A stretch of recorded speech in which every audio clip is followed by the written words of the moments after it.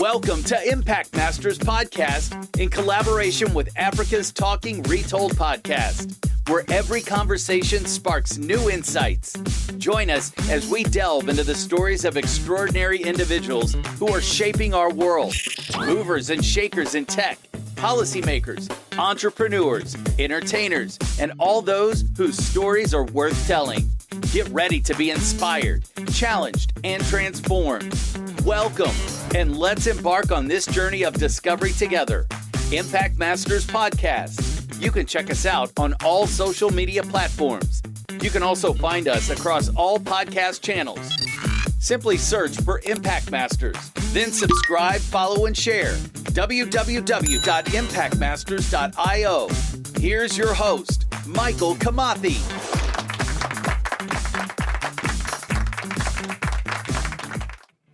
Let that young man finish. So he cleared all the way? He cleared everything. So ideally, when I was leaving Kabarak, I was living like a king. Because that was the first time I even got on a flight. Mzee paid us. Mzee, we went to Kuala Lumpur, Malaysia. And when we went to Mzee, I went to Mzee and told Mzee, hey, Mzee, we are supposed to go to Kuala Lumpur, Malaysia for a competition. And I don't have the air ticket and I don't have money. Mzee gave us money. He was Mzee was generous. Very generous. And now, he gave us money, he used to sponsor, whatnot. But then from Kabarak, that's where I made my contacts. Political contacts. Because people used to come to visit him for advice. People are coming, but then also being a student leader, you're also exposed now to the current affairs in government. What happened? And I remember that time, that's how I ended up working with with Vice President then, Kalonzo Musyoka. If you remember, there was a yes and no vote. Orange and banana. Yes, during when we were voting for the constitution. And I worked very closely with Kalonzo Musyoka at that time. I worked with his PA at the time. So I was basically like a PA of his PA. At that time, I was, we were going around, because if you remember, there was that KK alliance at the time when he wanted to be president after Kibaki. Yes. So I was involved. As a result of being a student leader, I was exposed to these kind of national leaders. Yeah. So I went around with Kalonzo and his team, drumming up support for him because he wanted to to become president. Yeah. And many other people that I basically came to get into contact with. But I have to say that Kabarak changed my life. Yeah. Because I was given a real opportunity to be a leader. I was given an opportunity to be in a setting that is world class, because Kabarak is a world class university.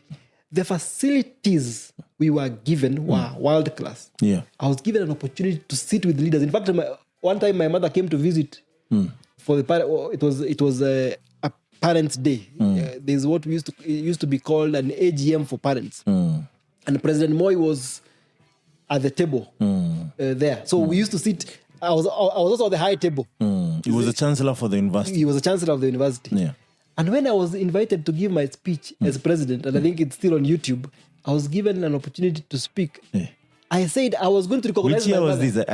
You should check this out. Yes, yeah. Check it out. Kevin Karuga, Kuso president.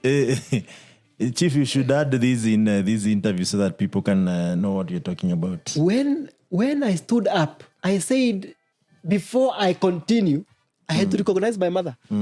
Hey. I said, can my mother stand up? That was a proud moment.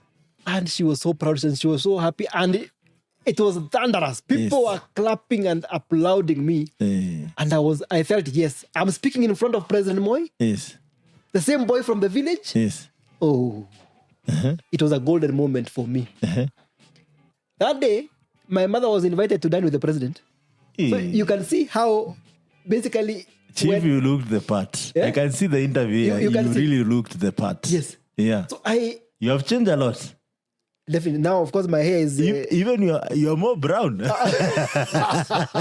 What I see here, it's something different. Maybe our chief here, you will hide so that I can see. You cannot recognize the guy here. It's different. If I was told this is you, I would be like, okay, wait a minute. Yes.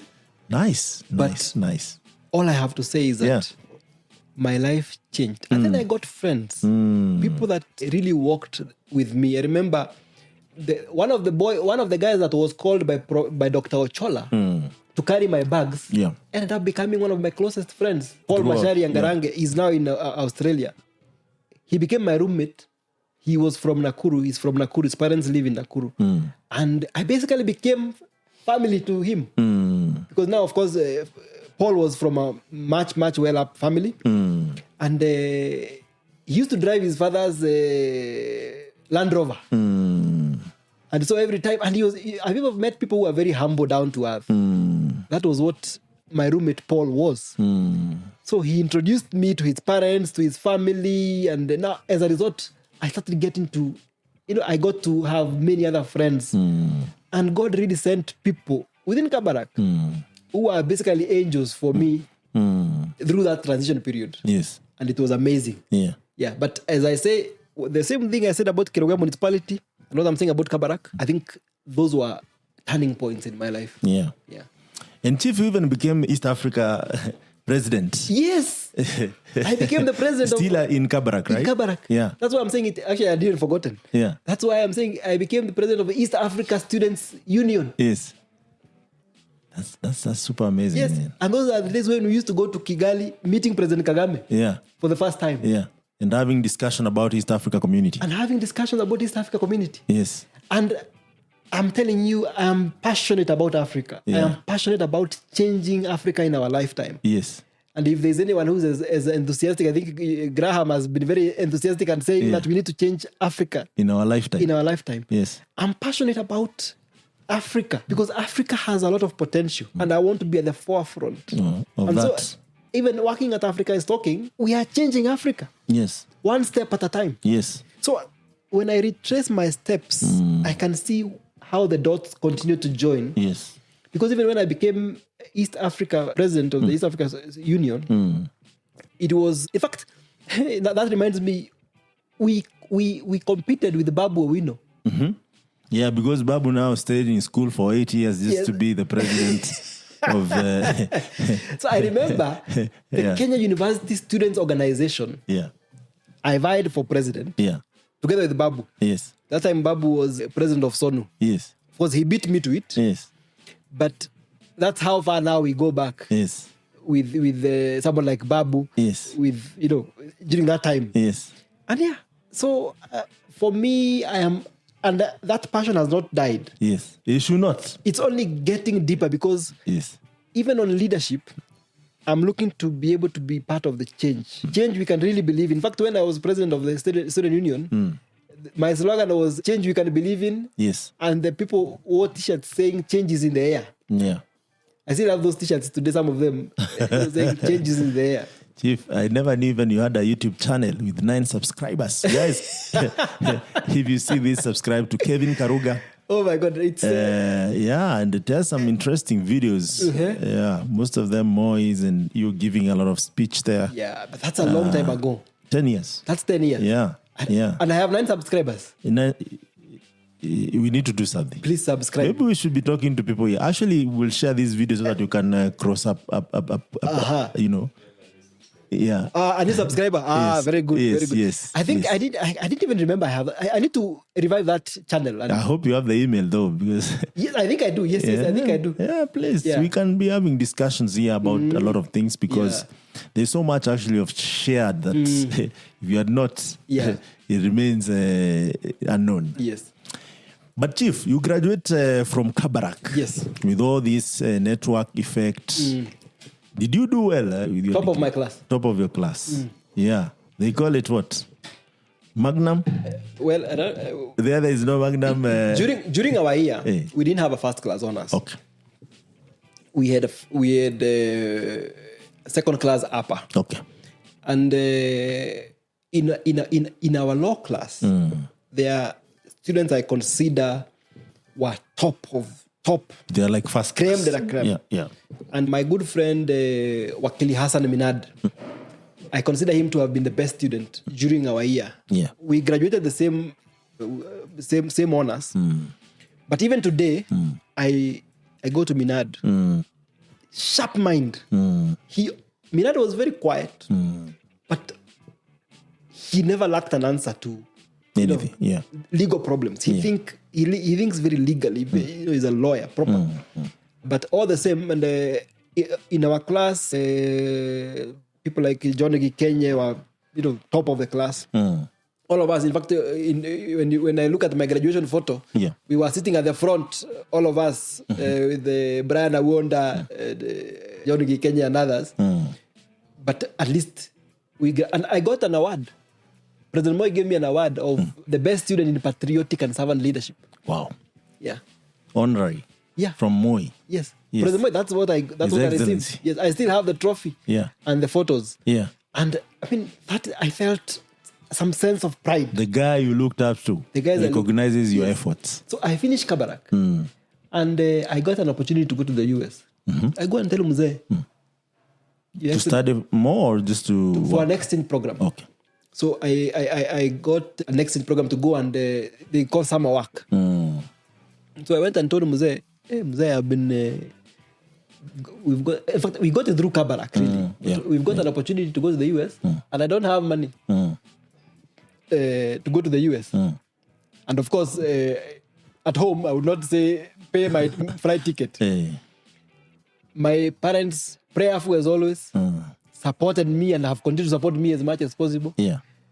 But they did not have money to pay my flight ticket to the US. Yes. So I went, got my first... of course, I had now, courtesy of being a student leader and being in Kabarak, I had gotten a passport. I had started flying around. In Kigali and Uganda and Tanzania. I had been to Kuala Lumpur. I think that was one of my most memorable trips. In fact, I think it's we had gone through... We had gone for the SAIF World Cup. You've heard of SAIF, Students in Free Enterprise. It used to be a club those days. Yeah. A friend of mine from Tanzania, I think, also went there. You remember Kalila Mboy? Also, you have not released her podcast. I think, if I'm not wrong, she studied there, but also she was part of such programs. She's an entrepreneur. Yes, so it was excellent. Yeah. So I go and tell Mzee, I have got an opportunity to go to the US. And Mzee gave me money, paid my flight ticket, gave me pocket money. No questions asked. No, Mzee did not ask questions with money. And I remember when I went to Mzee, he used to have a phone. When you sit down with him, he always used to have a phone with him. The traditional... Yeah, the traditional one. Yes. And I keep remembering that. And one of my bosses, when I started working at the bank, makes fun of that. So I used to tell him what Mzee used to do. So when he picked the phone, automatically someone else used to answer.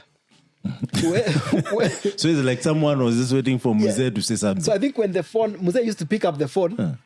So I remember that day I went to his... It was just Mzee. He did not even dial.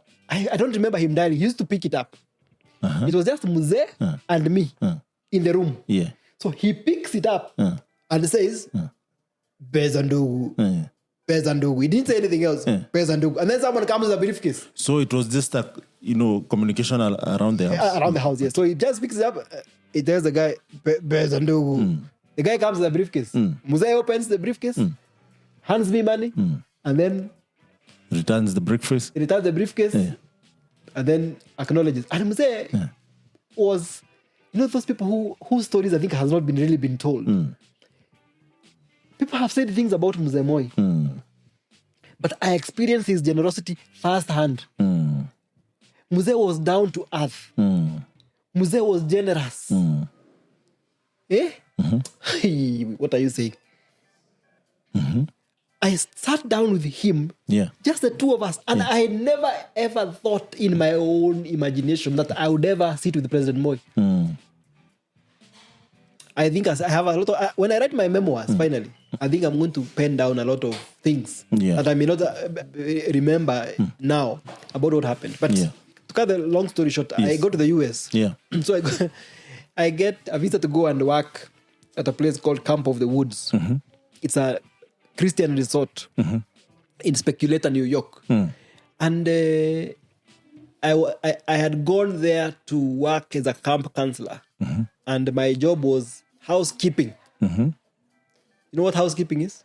The guys who spread the bed and make sure everything is in order? Excellent. Yeah. Excellent. Mm-hmm. My work was housekeeping. So, because I'm telling you, it's a resort. When you look it up, it's still the Camp of the Woods, Speculator, New York. Is it like a cottage? Or? It's a multi-million facility. Okay. Where people go on holiday. Okay. So they get people to go as camp counselors. It's a Christian institution. Yeah. So people go as camp counselors. Yeah. And you are assigned different roles. Okay. So for me, I was assigned housekeeping duties. I worked in the kitchen. And I was also part-time. I was doing wait staff. I was a waiter. And do you know, I thoroughly enjoyed because housekeeping, what it entailed, you have guests. Yeah. It's to make sure you clean their rooms in the morning. You are cleaning their trash, the bathroom, scrubbing changing the place, changing beddings. the bedding, ensuring the place is spick and span. Yeah. I loved it. Yeah. I enjoyed working at Camp of the Woods. You know, housekeeping. Yes. I loved it. Yes. I remember you at one juncture, I don't know if you remember, not so long ago, saying that if you're not doing what you're doing, you love hospitality. Yes. Yes. I love to see people comfortable. Yes. I love to see people happy. Yes. The days when I was given duties to become a waiter, a waiter in the restaurant, I loved it. And I received tips. The envelopes were heavy. Those days, I remember. I remember when I went to the US at that time, I remember sending my mother 100,000. You're like a king. Those days, yes. I have got to see, my grandmother always tells me, wherever you go, go and get what is there. When you see something new that you need to bring home, bring. All right? But absorb. Yes. So I went and that was an experience and a half. And it sounds like your grandmother has a huge impact in your life. Tremendous. Yeah. Tremendous. Yeah. I can have a whole podcast about grandmother. About my grandmother. Yeah. One, she's brilliant. If she went to school, she could be a Wangari mother. She went to a Nobel school. Peace Prize. Do you know today? Yeah. So my grandmother is about 84. Yes. But do you know, current affairs. Yeah. You see, when we are speaking about the funding model of schools, when we are speaking about Finance Act, she's well aware of all these things. When we're speaking about maandamano, she knows. Does she listen to the radio or? Yes. Radio and TV. Okay. So you see now at least we have vernacular. Yeah. In fact, my grandmother tells me that she went to school in the 1930s, but dropped out because it was very far from where they used to live, and it was very cold in the morning. So Kirinyaga is fairly cold. So she did not want to go. That was in the 1930s. Yeah. She did not want to go to school, and but if she had gone to school, that woman, that lady would have turned out to be a Wangari Maathai for sure. I borrow my auntie's words because she's up to date, she's sharp, intelligent, you know. Yeah. So anyway, I go to the US, do my time, and then I had the option of staying, but I needed to go to law school. Okay. So I had to come back. Why couldn't you go there? You know, in Kenya, for you to be an advocate of the High Court of Kenya, you have to go to Kenya School of Law. Yes. So you cannot do Kenya School of Law online. I don't know that it has changed. So for you to be admitted to the bar, so maybe I paint a picture a bit. To be a barrister. Yes, for you to be an advocate. So we call them advocates in Kenya. For you to be an advocate of the High Court of Kenya, you have to go to have an LLB, Bachelor of Laws degree, 4 years. And then you have to go and do your Kenya School of Law. You do your postgraduate diploma in law. All right? So when you do your postgraduate diploma in law, it is usually for 18 months. 12 of those months, you are doing school classwork. And 6 of those months, you are doing apprenticeship, what is called pupillage, under the wing of a lawyer, an advocate who has practiced for more than 5 years. So it doesn't have to be the court. It can be a firm. It can be... So you have to, mostly it's usually, I think they have broadened where you can go, but it used to be law firms. Okay. You go to a law firm, you are attached there for 6 months, and then you go and now graduate. So law school was very tough. And I'm sure you've had the reputation of how people in law school are always failing their exams. Always. People will spend even 6 years. A lot of people, doing that. I know people who, and it's, I don't know, it's not always straightforward. Yeah. So anyway, I came and... But I wonder why that is, given that people graduate and, some of them are first class, second upper, but still fail the diploma. But I think Kenya School of Law is rigorous because it is basically grilling you on the actual practice. Yeah. But then sometimes I feel like there is also... You are taught there's a lot of things to absorb within a very short time. Okay. Right? So it becomes a bit difficult. Yeah. So sometimes a lot of people don't pass at the first attempt. Okay. So I go to the Kenya School of Law. Mm-hmm. Moremi, you remember Moremi? Yes. Still holding my hand. He's keeping his promise. You remember he told me I'll support you. Yes. He kept supporting me. Yes. When I told him I'm going to the Kenya School of Law, he said, okay. I'll support. How much is it? Yes. I'll pay. Yes.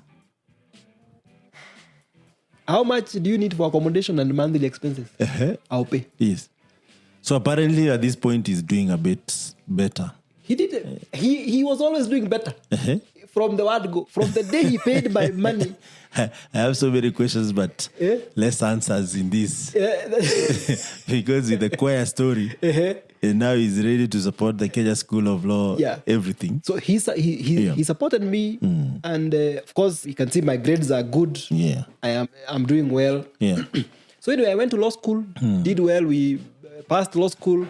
First attempt. I did not pass at my first attempt. Okay. So in law school you say you get P's. So you usually get 9 P's to pass.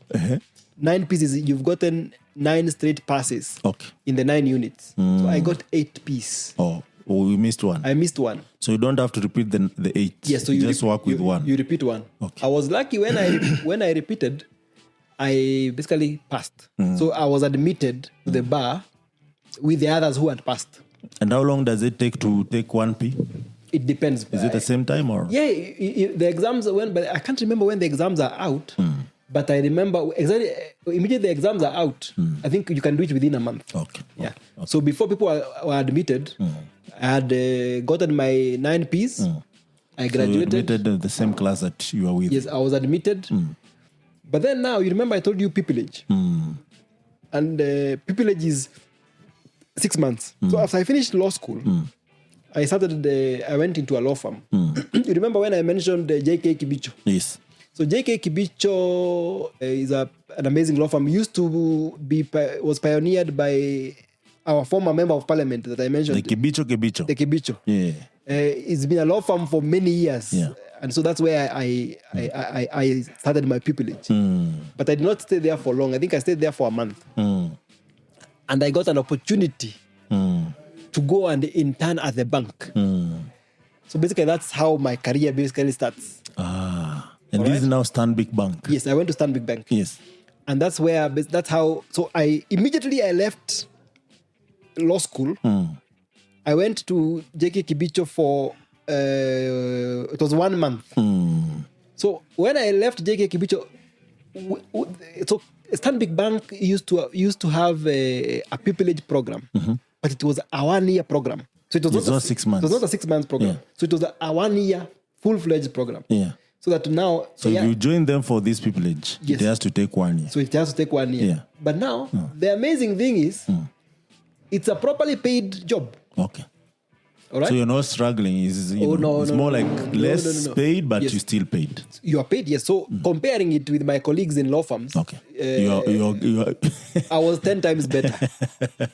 All right? So you find that now that's how my career starts. Yes. So you see now I have finished law school. I have gotten into pupillage. So I've gotten to Stanbic Bank, and I start my career. Yes. I would say my career proper starts there. Stanbic. Because now career-wise, I met people who are dynamic. I met people who changed my life professionally. Yes. Because you remember I mentioned Kanyarati in Kabarak in Kwea. Yes. So where we used to stay, we used to call the place Kanyarati. Yes. Kanyarati used to be owned by, that land used to be owned by a Kanyarati. And now Kanyarati is a person. Is a person. Okay. So Kanyarati, the son of that Kanyarati, apparently, was my first boss. At Stanbic. Yeah. All right? And he signed my appointment letter. Ken Kanyarati. And Ken Kanyarati impacted my life. Wait a minute. How? So, Ken Kanyarati was the head of legal at the time. When I joined the bank, he was the head of legal. Yes. And Ken Kanyarati, you see, of course, now when you receive your appointment letter, it is signed by your line manager. So, being the head of legal, not line manager, you're the department head. So Ken Kanyarati was the head of legal and compliance. All right. So he basically is the one who signed my appointment letter. Yes. And when I joined, Ken Kanyarati and the team, because I remember the legal team that was at Stanbic at the time, he was my direct supervisor at the time was called Eric Otonglo. Perfect gentleman. He showed me the ropes. Yes. Of how to do things. This is now in the practice. In practice. Yeah. And Eliud Ogutu. Yes. Eliud Ogutu, I think, might have been deputy head of legal at the time, but I think he had been stationed outside, maybe, and then he came back. He found me having started. Actually, for those who don't know, Stanbic is a Pan-African bank. It is a Pan-African bank. Yes. And it's, I would say, even at that time, has been an excellent employer. Yeah. And I learned so much. So I remember I keep making fun that Kanyarati told me because being my title was legal assistant, assistant legal counsel. Okay. All right. So my work was basically very clerical and helping with running the department stuff. Yeah. So I used to help with the drafting letters, and so when I take them to the boss to sign. So Kanyarati showed me and told me, when you're writing letters, you don't have to bold, underline. These days we have moved from those things. So he taught me how to write a proper letter. But then what surprised me is that this man was very senior within the bank, yet so humble. Yes. He used to ensuring that you're doing the right job. Yes, he used to come to my desk. Yeah. From his desk, come to my desk and he would show me things. How to do things properly. When I speak of my direct supervisor at the time, Eric Otonglo, a perfect gentleman, as I said, he basically now, because I was now working under him day to day, he really now showed me the path, the ropes, of what to do. And Eric went a notch higher. He did not only train me to be a lawyer, he mentored me outside legal practice. Every time we went for lunch, Eric used to pay my bill. He used to show me, how do you treat people? How do you prioritize work? And Eric, even today, when I want help, you go to this chief. I call Eric Otonglo and I tell Otonglo,